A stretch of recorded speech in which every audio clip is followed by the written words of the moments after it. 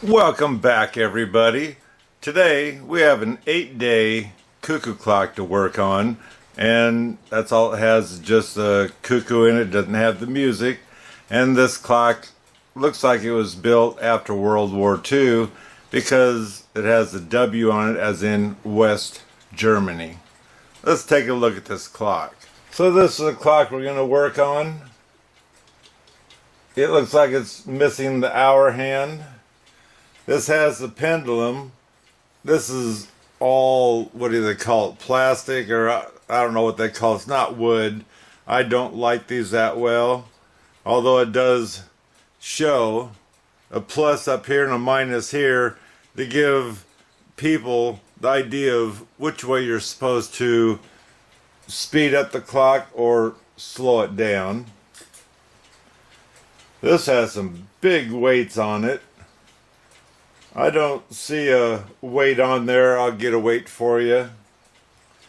Anyway, this clock, it almost looks odd, like it's got some kind of a weird stain on it. Possibly just waxing this will bring it back to looking more even than blotchy. It does have the cuckoo bird, and he has metal feet, which is good. This here has the clips here, and the nail's missing. It's supposed to be a U-nail looking thing in there, because on top of the clock it does have the catch to hold on to it to make sure it doesn't fall off when it's cuckooing and whatnot, just from the vibrations. Anyway, let's look at the inside of this clock. And before I get carried away, let's take a measurement of this weight, kilograms. It looks like 1.31 kilograms. And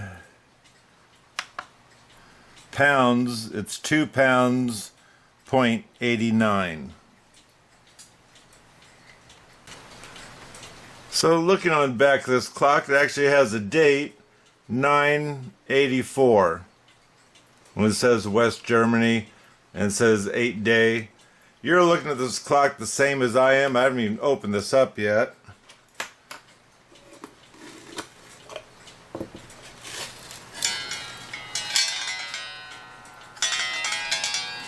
It actually looks pretty clean in here.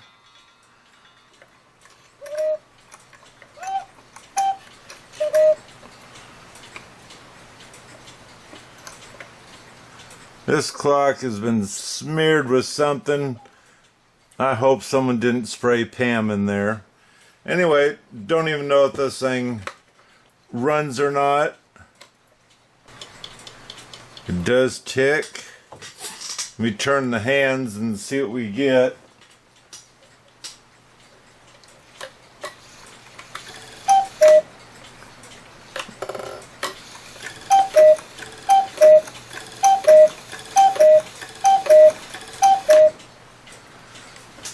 So everything seems to run, and like I say, besides this coating on here of whatever that is, it feels thick. But we're going to take a look at this and see if we can get away with just oiling the clock, because it does tick, it does cuckoo, and if that's all I'm going to do, I'm going to go ahead and use a paper towel and wipe down the outside. But we're going to take a closer look at this. So let me get the hands off, disconnect the birds, and we'll be back to take the bellows out, or the whistle boxes. I had to use the pliers on the nut, which wasn't much, and is luckily able to come off. This here hand has a washer. It's got the brass centerpiece, and that there, so when you turn this, when it does finally cuckoo, you want to stop and then aim your hand. If you're cuckooing on the hour, you want to aim it straight up, then push it onto that brass piece in there, and it's supposed to hold it in place. but then you also set the washer on there and screw the decorator nut on there to try to sandwich it so this doesn't move again. This normally has inside here, normally, at least your older ones, had ridges or teeth around so it'd grab into the hand when you pressed it on there, and that way it would hold better to always going off on the hour and half hour if it happens to be at the right clock to do that. Like I say, we are going to have to get a new hand there. Disconnect the bird. I usually put the screwdriver in there and open up a little bit. And the bird's in the way, so my fingers are a little bit too big to be just hitting it. I might be able to get it now if it'll turn. There it is. Oh, it's going to pop off. Okay.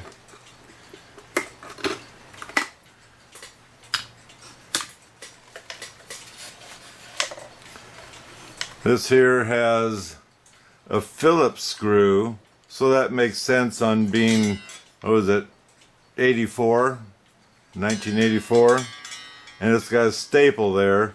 So let me get those out and we'll be right back.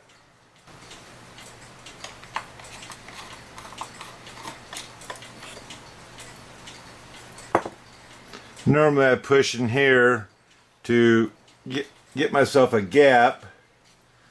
Even with the staple and the screw, they've glued these in. I already have the screw out of both of them.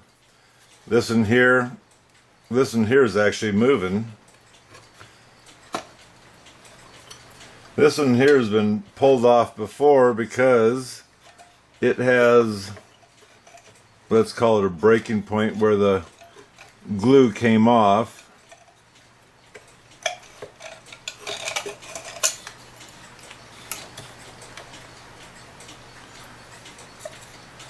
You see where it was glued at one time. Bellows look good.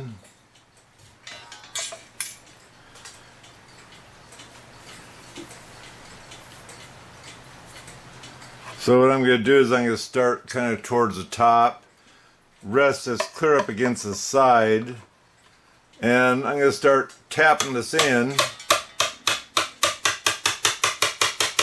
This one looks like it's going to be easier, but you tap it in, get it in a little bit, and pry it a little bit. Just remember you have the staple there and you don't want to be driving this down where the staple is.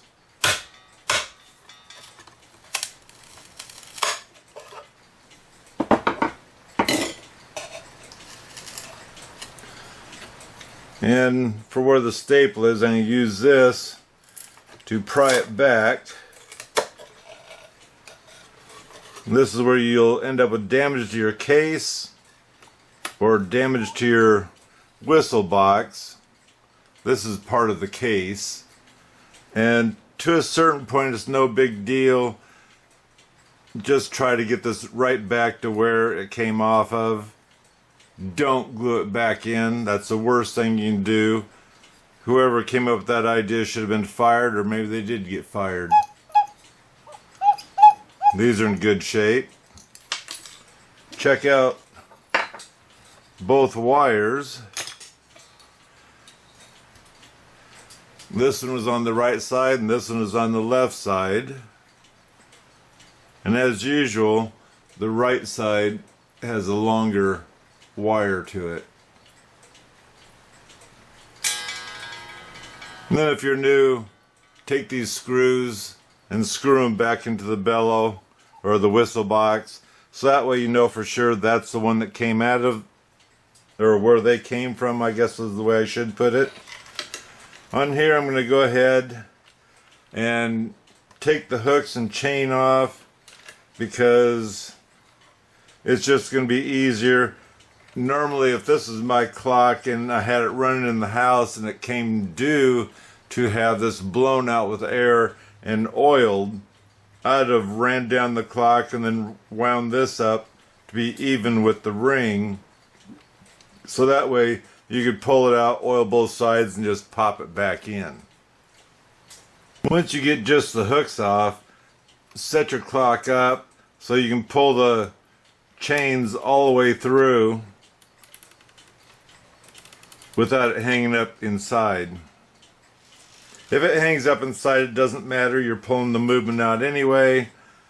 But sometimes you need that extra space. That's what I think is what you call it. Okay, on this one here, it's not pulling through, so there's something wrong with the winder. And on this side, the winder was really thick feeling. So there's a good chance that we're going to be cleaning this whole thing. Anyway, let me get the 4 screws out so I can pull that movement out. Just to make it easier, I'm going to take our pendulum wire off also. I just open it up.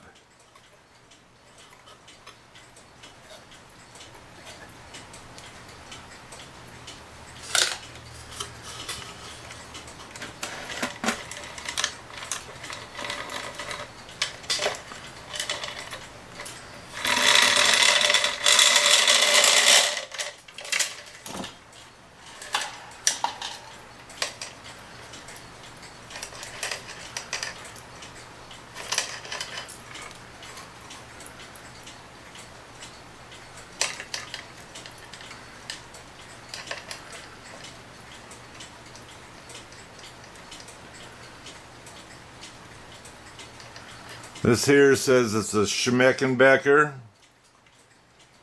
Up here it says 3484. So this movement was made in 84. No, this says 84 also. I had it upside down. GM there on both sides. Says regular in the middle. Messing with this winder, I can see the clicker in there, and I kind of have a feeling the rivet let loose and it just moved forward and is stuck. So we're going to take this thing apart, definitely to mainly look at this part here. On the back side here, the first thing I would like to do is take off the star wheel. This is what makes the bellows work. Maybe I'm going to take it off. There we go.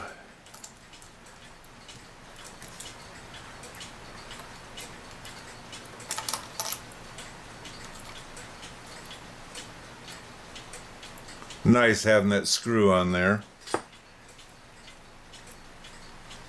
And I'm going to go ahead and untie the hammer, the spring to it, so I can get that off, and we'll be done with this side, and then we can turn it over and take all that off.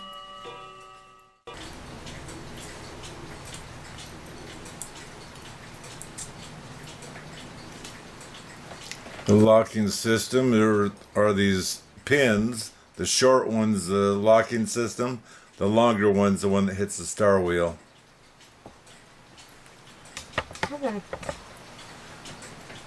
And you have to get the hammer out first on this one, and then that way these will turn around and come right out. And the same with the pins on here. The short one's the locking one. Did you take pictures yet if you're going to do this? So you see this is the longer arm right here, and it's the bottom one. This will be the first one you put back in. The next one is a little bit shorter of an arm, and then the last one you put in would be the hammer for the gong. So let me get my fancy dancy feet on here, and we'll take this apart. Oh, again, did you take pictures? So you see the Pac-Man, he's actually not where he's supposed to be. You see how far up this is? This here rod is supposed to be down in his mouth. And there we go. See, it's not quite all the way down. You can adjust that by grabbing a hold of it and turning it. because that's pressure fitted down onto that little shiny rod right in the center of it. So let's see about getting our little E-clips off.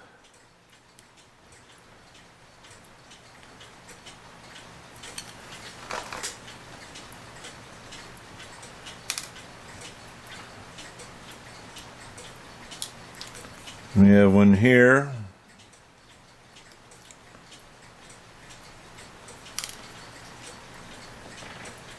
I'll pull this off.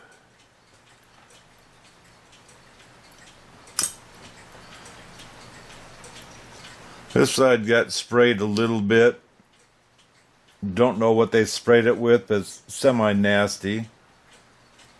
Plastic gear.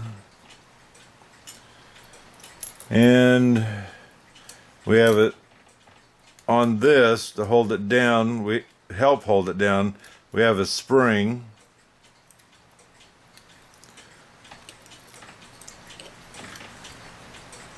You just grab a hold, bring it clear around, and it unhooks from the frame.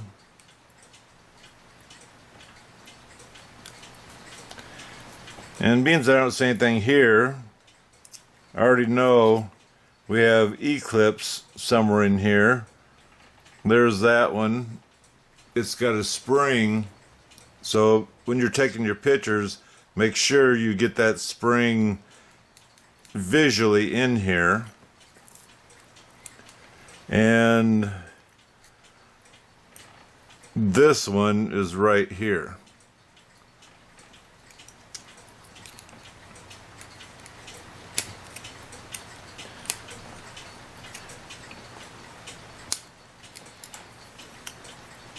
I don't know why they didn't put it clear up here where you can get to it easier.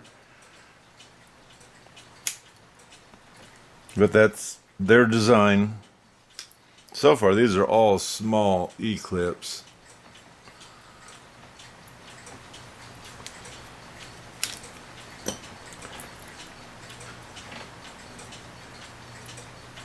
So this one will come out.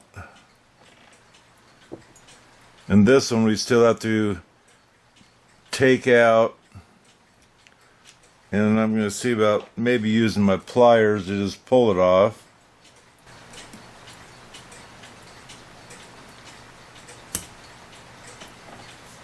This one's a little bit bigger because the spring has to set on is probably why. Can't really tell by looking at them in there. Where we go?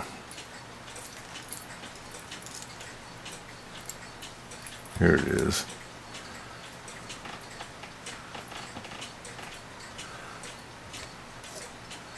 So you can see the divot on here where the E-clip was.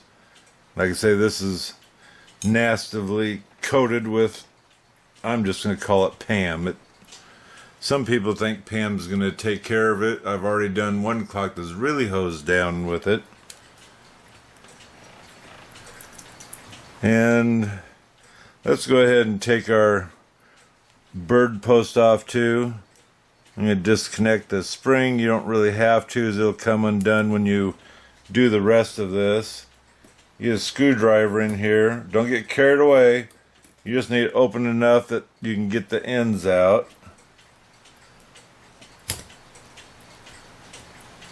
If you break one of these ears off, I don't know what you're going to do, except maybe buy another frame off eBay or something.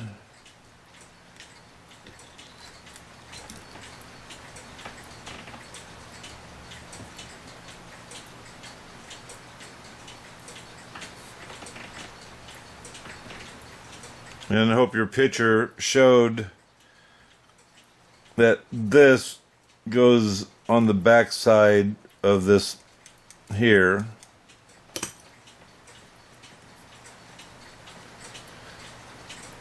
So I think what we're going to do, let's see. I don't normally like taking these off. We'll see how this one comes. There's pay attention. If it's not coming easy and wants to break your pin, then I suggest leaving it on there. But otherwise, you should be able to grab it and try to hold on to the gears and spin it a little bit. And be careful of that pin or that wire, and it'll come off. With this off, it's going to be actually easier to time your clock on the side of the Cuckoo side. So do what you want. Like I say, it's not going to hurt much, especially on a Cuckoo clock.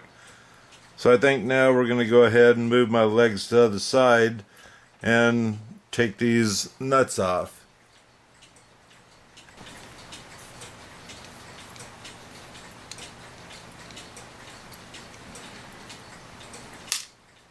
Now let's lift this up, and once we have this plate up, we're going to try to leave all the gears in place and take a picture straight down on this so you can actually see what the gears look like for sure compared to looking inside your movement sideways, which that's what your safety is getting those pictures taken and then going this way and take several pictures.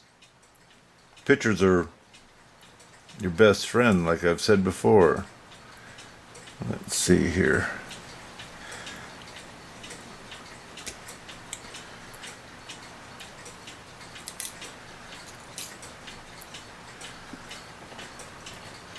You can tell this has had drippings of whatever it was they've done.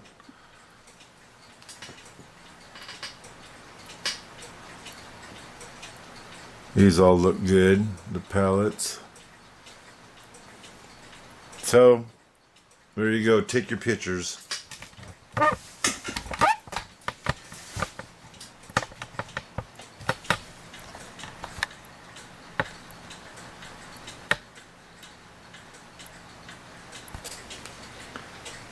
So as you see these in a line, these are considered trains. So this is the time train on this side. This side is for the bird to cuckoo.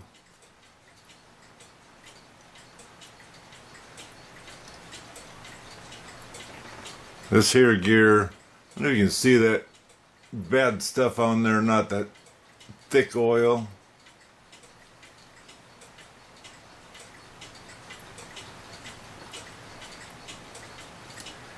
This is a so-called good clicker.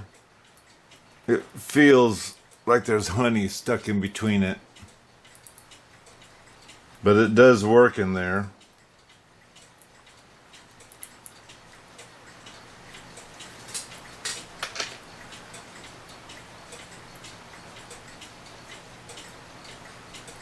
Besides them squirting whatever that was they squirted in here, it actually doesn't look that bad. So we'll go over to the cuckoo bird side.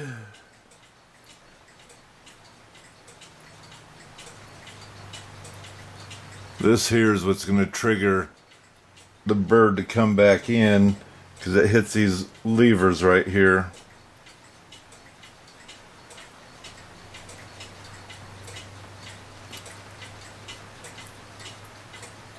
And this is part of the time side too. And this will stay in. It's got a spring underneath here with a pressure fitted washer, and that's what's going to keep your hands snug so they don't just go willy-nilly whenever they want on the dial. There's your warning pin.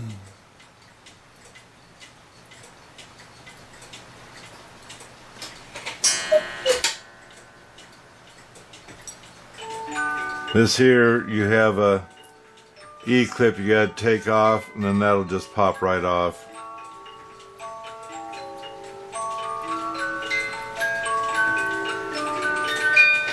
This here, I still don't know what's wrong with it. So just in case you're wondering what's inside a winder, you got your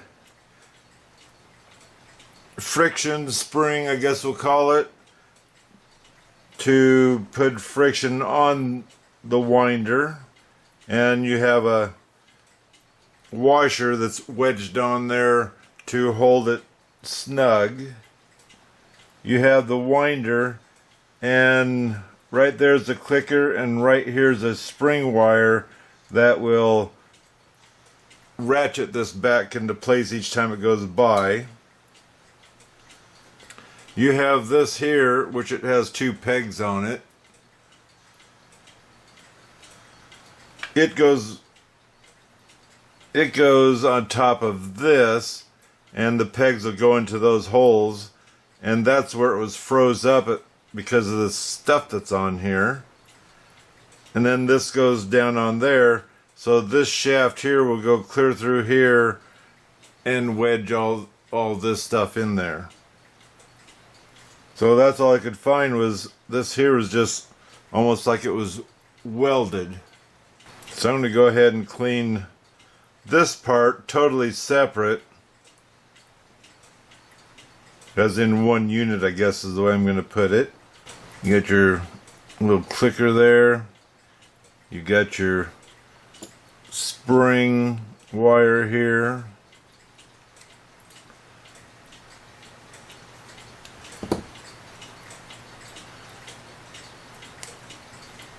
And that's it. That rivet, I'm sure, holds all this in. That doesn't move because it needs to move with the chain. So here you can tell this has been cleaned. You can tell how whatever they sprayed on here is tarnished into the frame.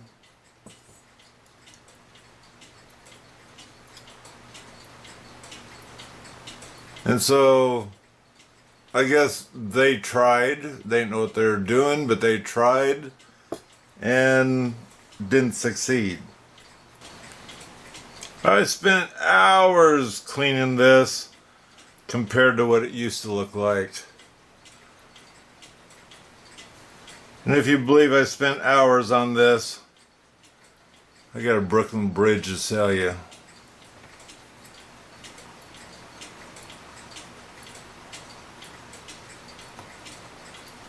This here cuts into it pretty good. This still has maybe a finish on it because I didn't leave these in forever. And normally I'd prefer to strip the finish off of them, but it doesn't look too bad. I can still tell there has some defects in it. But normally, like I always say, no one's going to ever see this movement unless you're planning on selling it and you're taking pictures of the movement to show them what's in the clock. That's up to you how much, let's say, pride you want to put into your clock when you're cleaning them up. Isn't that awful? Didn't touch it. Did touch it.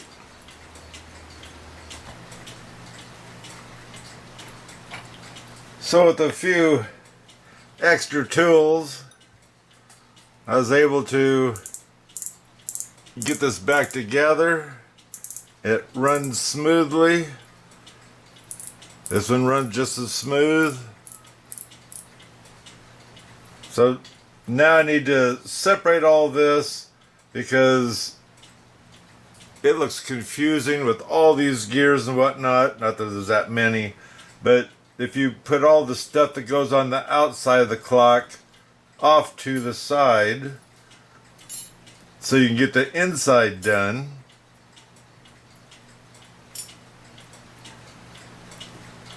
let's see, that's all I need. Let's get her done.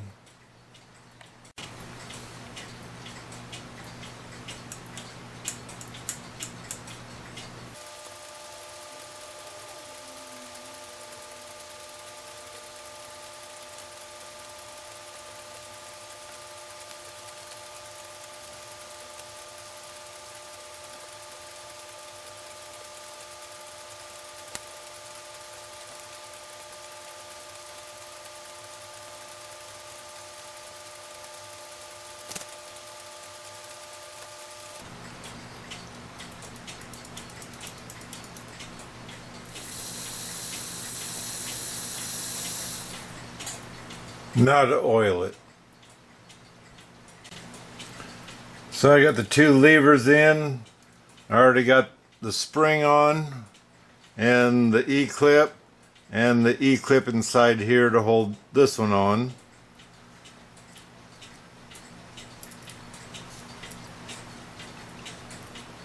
Now for the the Pac-Man.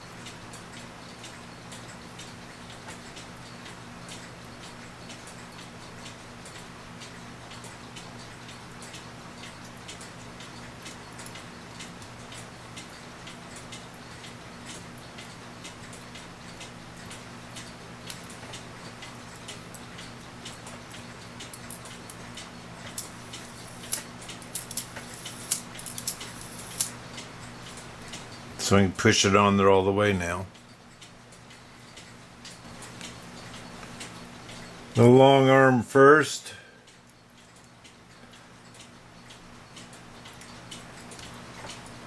Oh, I got my fancy dancy leg in the way.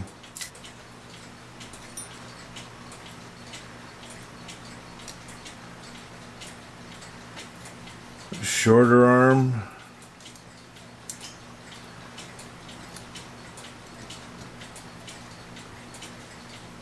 And our hammer.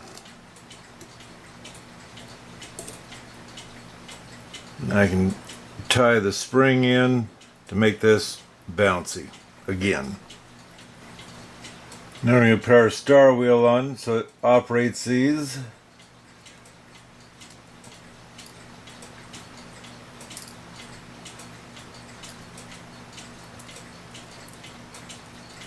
So this is fully stopped. So I'm going to go gong, coo, coo isn't falling. Gong, coo, coo. So let me hold it there, tighten my screw up.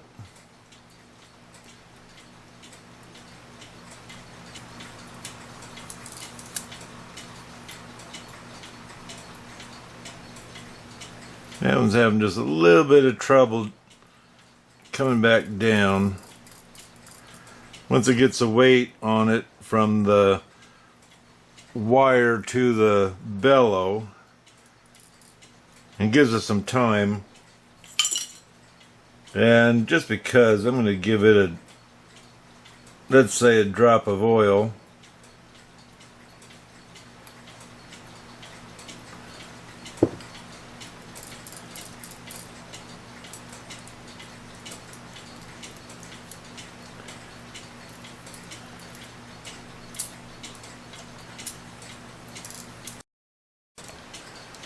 So my battery died, but I got that so both arms fall, and when the last arm falls, it stops.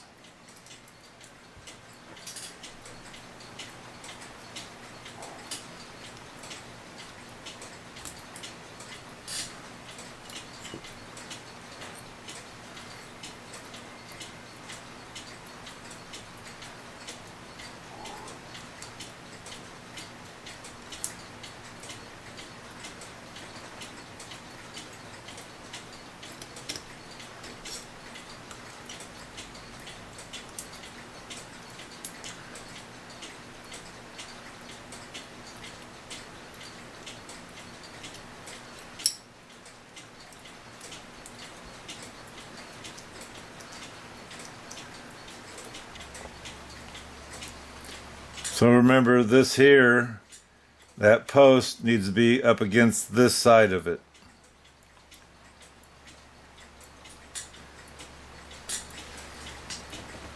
And my screw downs have been moving on me.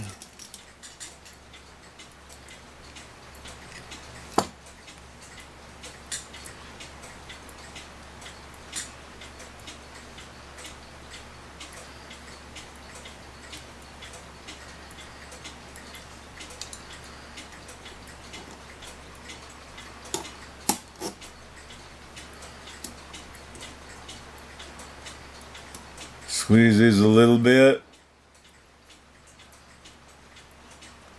You gotta make sure it's loose, not so loose it's going to be causing problems. And now I need to take my spring from this and wrap it around to get some kind of a spring to get the bird back in the hole.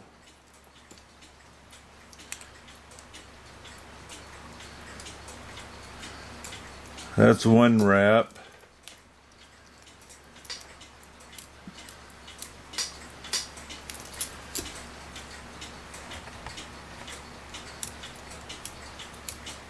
That feels halfway decent.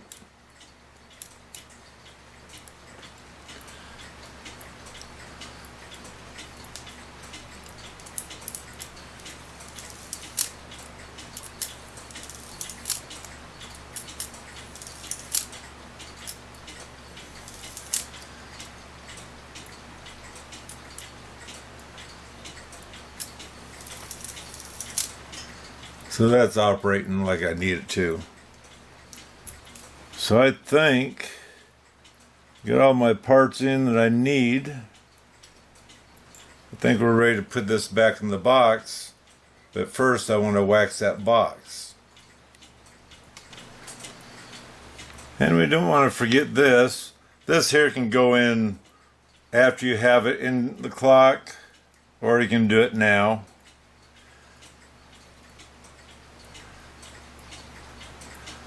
Just hook it on there,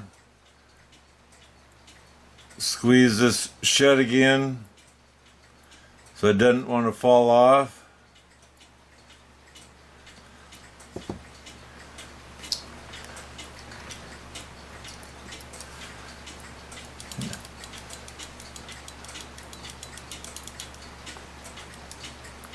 And I forgot I want to put the bird on too, because for me it's hard to get the bird on when it's not in the clock. You get this on here, snug it, not tight, you snug it, and now once you get this in the box, then you can, if the bird needs adjusted, he's already on the rod, all you have to do is loosen the screw. So looking under the light, this part doesn't look bad, but like I say, it is dried out. So I plan on just waxing the heck out of it and seeing what I can end up with. I always use this wax because you can get it soaked in there. You don't necessarily have to wipe it off because you leave it on there until it soaks in. This here normally, depends how dry it is, will take 10-15 minutes and it'll be what I consider dry, soaked in, or whatever. And on your fancier clocks, this is just a Cuckoo clock, not degrading it, but it's not really meant to be shiny. But this here helps, I'm going to say darken it, but you're not necessarily looking for darkness. You're just trying to look at getting the moisture back in the wood after it's sat for so long up on the wall. And if you have regular heat, not a furnace, I don't know how a furnace is, but regular heat, it is very hot up on the ceiling. And so these things kind of suffer up in that heat, and so that's another reason why you need to possibly put some kind of a wax wood conditioner or whatever. And Howard's wax is, at least it says, it's a feed-in wax. It's a conditioner, it says. Wood polish and conditioner. But on your fancier clocks per se, if you need the shine on there once you're done waxing, let it soak in, then you're supposed to buff it, and the buffing is what brings the shine to your clock. Guess I started to say that, but then I got carried away on something else. But so far, that looks better than that.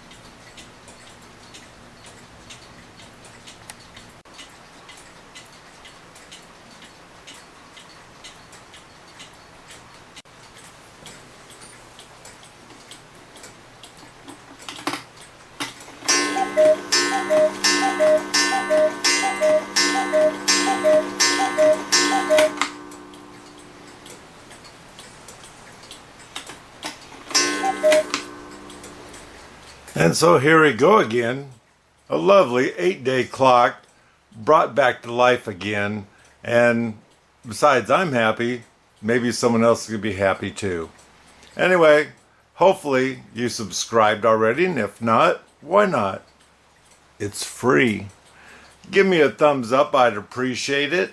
And until next time, God bless.